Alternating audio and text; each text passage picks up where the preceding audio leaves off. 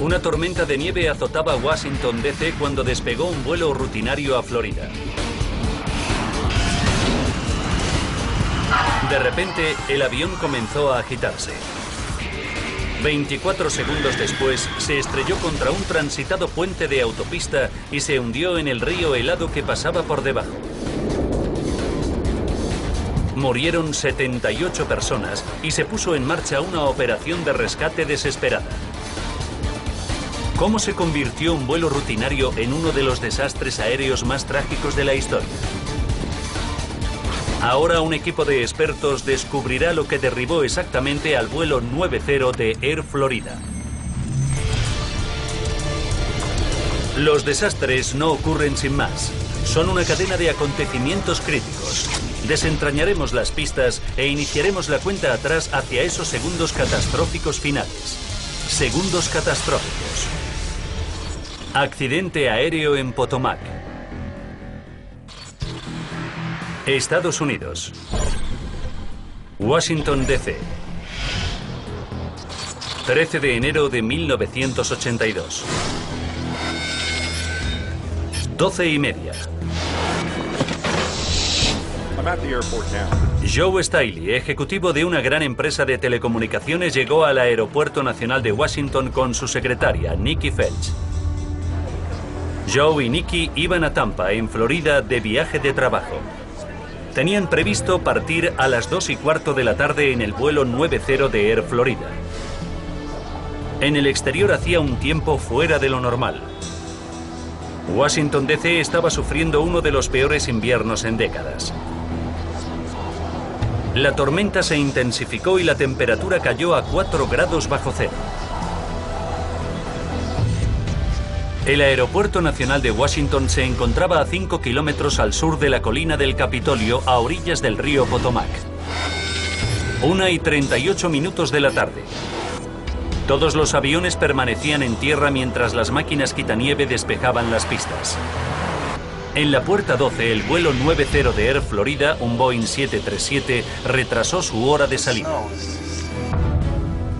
El capitán Larry Whitton tenía 34 años. Estaba casado y tenía 2 hijos. Roger Pettit, su primer oficial, solo tenía 31 años. Era un antiguo piloto de cazas de combate de las Fuerzas Aéreas estadounidenses con un historial magnífico.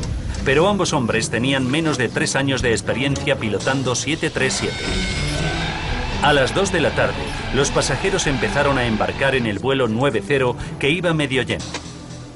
Había 71 pasajeros adultos y 3 niños. La azafata de 22 años, Nellie Duncan, les ayudó a subir a bordo. Para ella su trabajo era un sueño hecho realidad. Me encantaba mi vida de azafata. Era algo de lo que estaba orgullosa y con lo que disfrutaba mucho. Junto a Joe y Nikki viajaban Priscilla Tirado, su hijo de 2 meses Jason y su marido José. 2:20 de la tarde. El capitán Whitton esperaba que el aeropuerto reabriese pronto. Ordenó a la tripulación de tierra que deshelase el 737. Muy bien, ya podéis empezar. Era un procedimiento rutinario para quitar el hielo y la nieve del avión antes de despegar.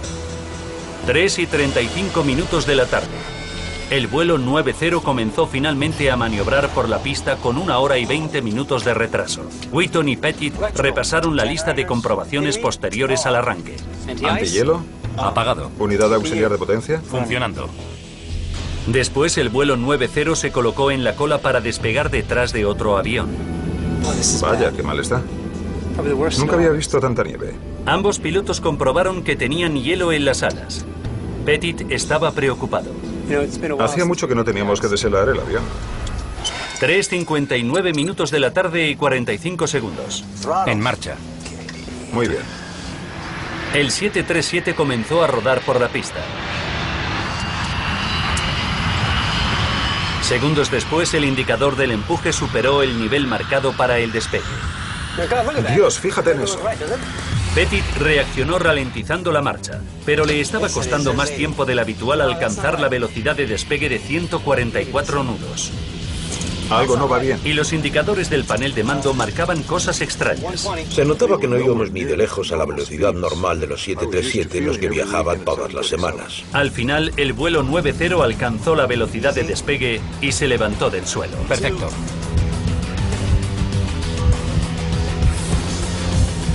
De repente, el morro se empinó bruscamente y el avión comenzó a sufrir sacudidas.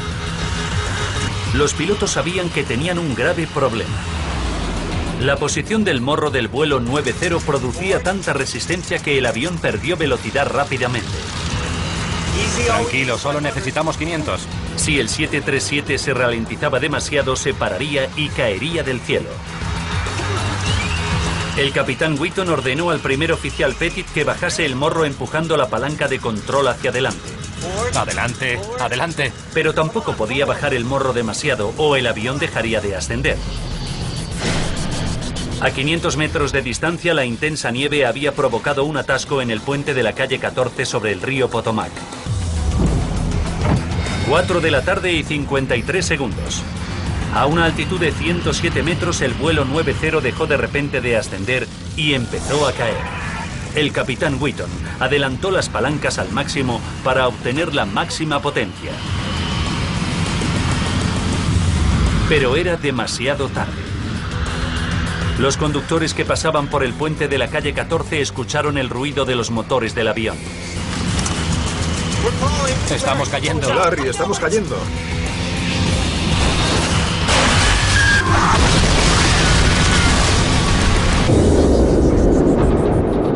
Joe Stiley perdió el conocimiento cuando el fuselaje del 737 se rompió en 4 secciones. Recuerdo la sensación de perder la conciencia.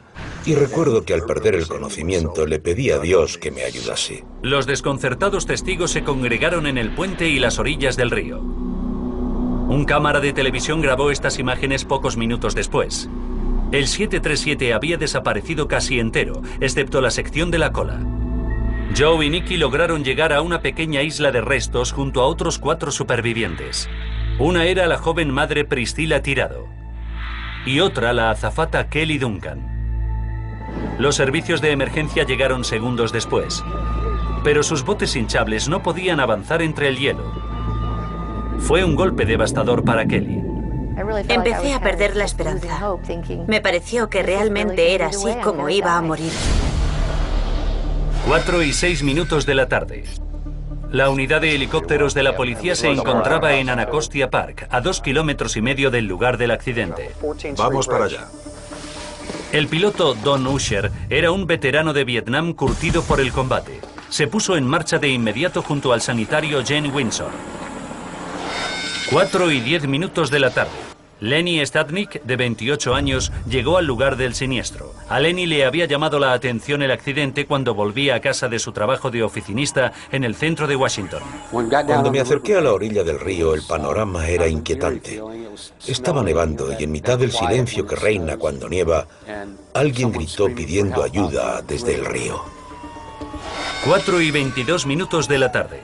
Los 6 supervivientes llevaban 21 minutos en el agua gélida. Tenían las extremidades entumecidas. Ya no podían mover las manos. Se estaban quedando sin esperanzas. Entonces oyeron al Eagle 1 acercándose. De repente escuché el ruido de un helicóptero. Don avistó a los supervivientes aferrados a la sección de cola del avión. Jean le arrojó un cabo a la azafata Kelly Duncan. Recuerdo que miré al cielo y vi una cuerda colgando delante de mí. Me la até detrás de la espalda y me izaron. Don y Jean intentaron acelerar el rescate lanzando 2 cabos. Joe Stiley agarró uno de ellos y envolvió con un brazo a Priscilla Tirado, la joven madre.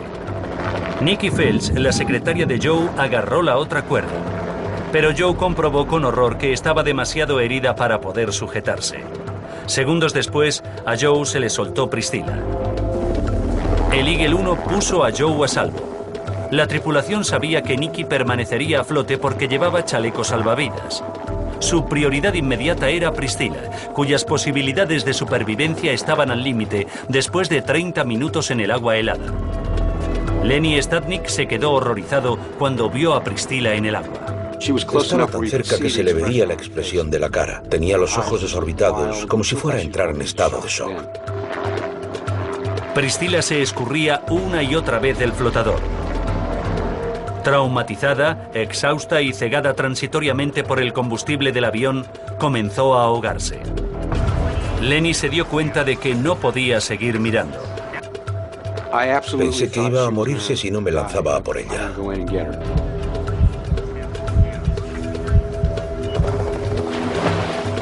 Saltó al agua helada y arrastró a Priscilla hasta ponerla a salvo. Creo que actué por instinto. No me paré a pensarlo y ni lo razoné, simplemente lo hice.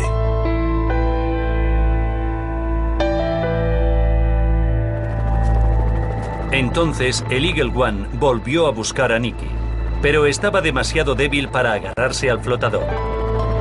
Jean se situó sobre el patín, agarró a Nikki y la puso a salvo.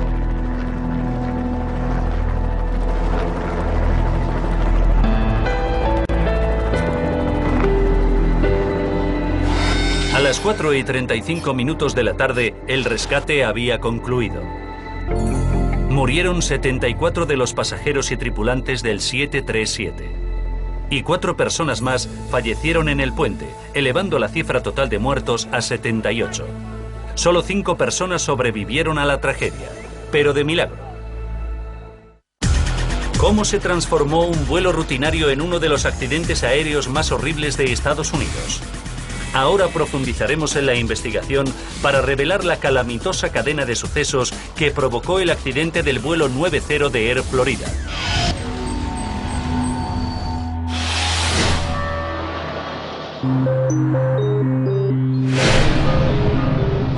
En el momento del desastre, Bill Hendricks era el jefe de investigación de accidentes aéreos del Consejo Nacional de Seguridad en el Transporte. Era un antiguo piloto de la Marina estadounidense con más de 20 años de experiencia como investigador de accidentes de aviación. Chocó contra 4 o 5 vehículos y los aplastó como si fueran tortitas, hasta el chasis, antes de precipitarse en el río. Eso era lo único que sabían con seguridad. La pregunta era, ¿qué había provocado el desastre? Existían muchas posibilidades, desde un fallo mecánico catastrófico a un error del piloto, pasando por el sabotaje. Pero la tormenta de nieve era la principal sospechosa. Hendricks creía que tenía que haber algo más. Ese mismo día habían despegado del mismo aeropuerto docenas de aviones sin ningún problema. Lo que le había pasado al vuelo 90 tenía que ser único. El equipo comenzó interrogando a la tripulación de tierra que había deshelado el vuelo 90 en el Aeropuerto Nacional de Washington. El impulso hacia arriba que necesita un avión para volar se crea por un suave flujo de aire sobre las alas. Una capa de hielo o de nieve helada sobre las alas crea una interrupción que puede reducir el impulso hacia arriba e incrementar drásticamente la resistencia.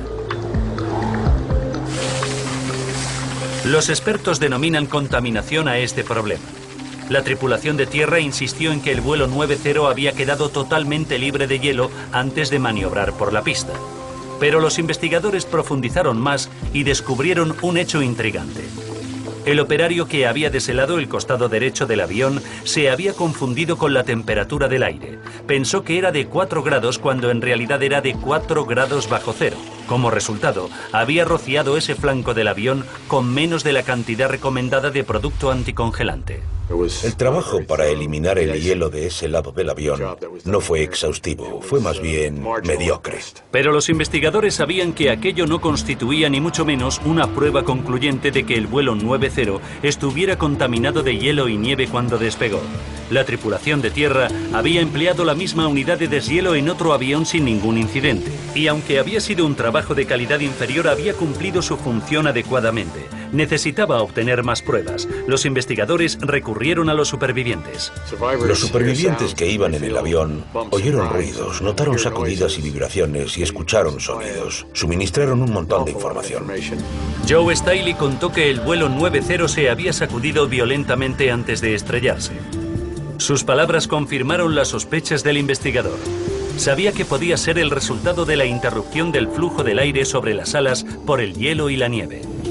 Pero entonces Joe dijo que el 737 parecía avanzar lento y pausado durante el despegue. ¿Qué pudo suceder? Otros aviones no tuvieron ese problema a pesar de las condiciones de nieve. Hendricks y su equipo estaban desconcertados.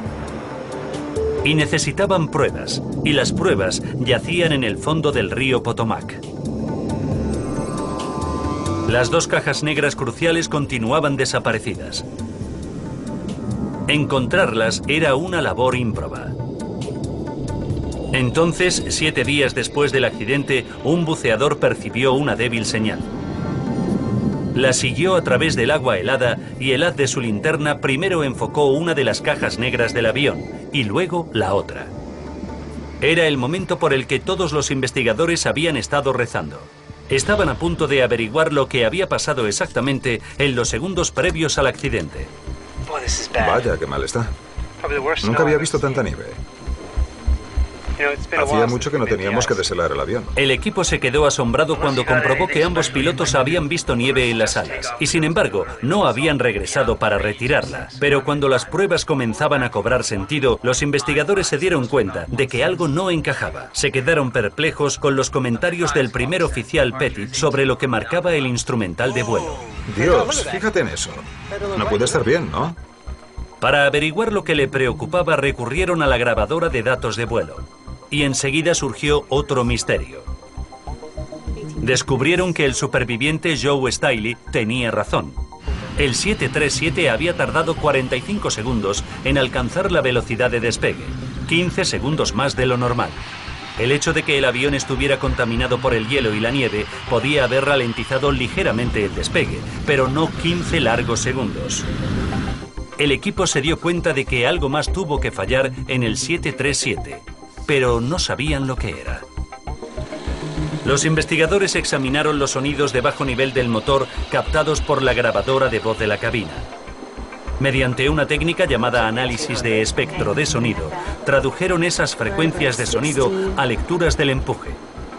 Los resultados fueron impactantes. Ambos motores funcionaban a un nivel de empuje o ratio de presión del motor del 1,7. Pero en un 737, el nivel de empuje para despegar debería ser del 2,04. Parecía que los pilotos habían despegado sin suficiente potencia. Dios, fíjate en eso. No puede estar bien, ¿no? Pero ¿cómo pudo ocurrir? Los investigadores escucharon la grabadora de voz de la cabina una y otra vez en busca de pistas. Luego se fijaron en un pequeño detalle. ¿Antihielo? Apagado. ¿Unidad auxiliar de potencia? Funcionando. Los investigadores se quedaron abrumados. La calidad de la grabación era mala, pero el capitán Wheaton parecía decir que el sistema de antihielo del motor estaba apagado. Hendricks se dio cuenta de que esa simple palabra podía haber desvelado el misterio del desastre.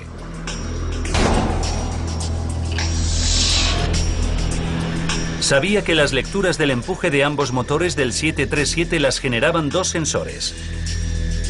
Uno en la entrada y otro en la salida. Pero el sistema antihielo del motor estaba apagado. La nieve y el hielo podían haber congelado los sensores de entrada.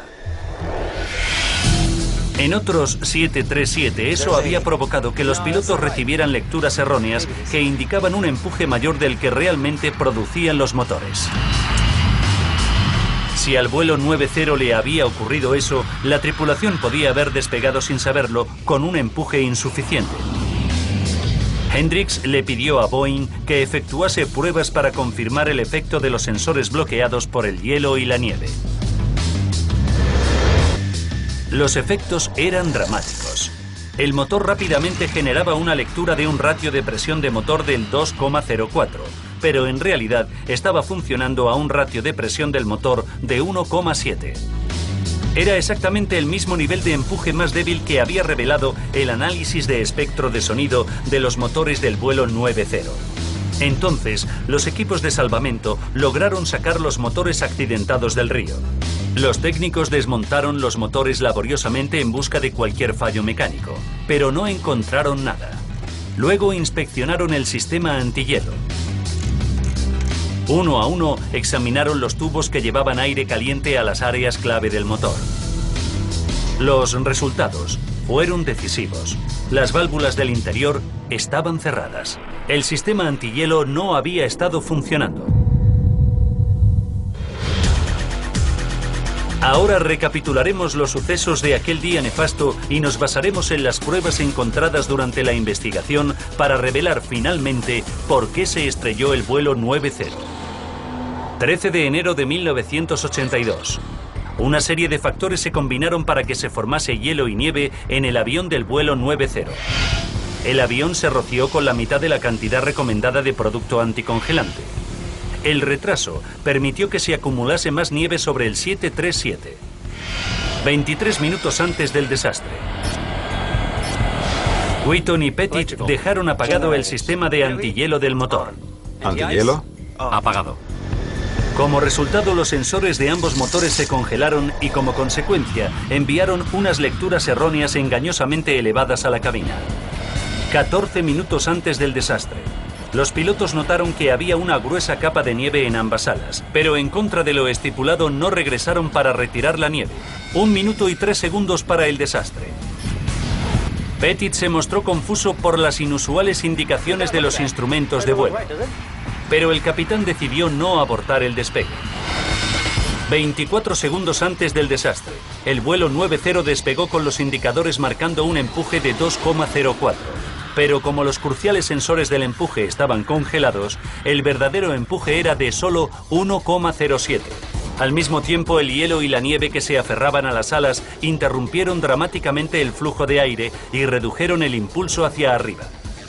Eso alteró la aerodinámica del avión y provocó que el morro se empinase peligrosamente. La resistencia resultante redujo la velocidad, lo que a su vez redujo aún más el impulso hacia arriba. 8 segundos antes del desastre. La pérdida de empuje hacia arriba alcanzó un punto crítico. A una altitud de solo 107 metros, el avión de 46 toneladas se detuvo y cayó del cielo. 4 y 1 minuto de la tarde.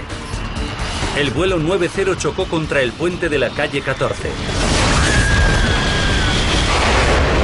El desastre se cobró 78 vidas, incluyendo las víctimas del puente.